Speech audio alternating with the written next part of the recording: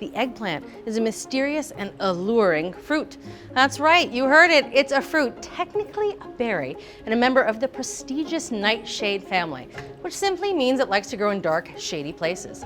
Now, unlike most fruits, you do not want to eat an eggplant raw, but rather, when you cook it, the texture turns creamy and it takes on whatever other flavors are around, like fragrant basil and tomatoes in this eggplant a la Norma, or the heat of a spicy Thai bird chili in this charred Szechuan-style eggplant. Now, if you want to take your nightshade to the next level, consider one of my all-time favorites that's impressive and insanely easy because it's a one-pot meal, the eggplant involtini, which highlights the flexibility and strength of the old eggplant because you take a roasted piece, you roll it around the delicate ricotta filling, and then it protects it as it simmers in a tomato sauce. Bellissima. Eggplant. It's a nightshade to remember.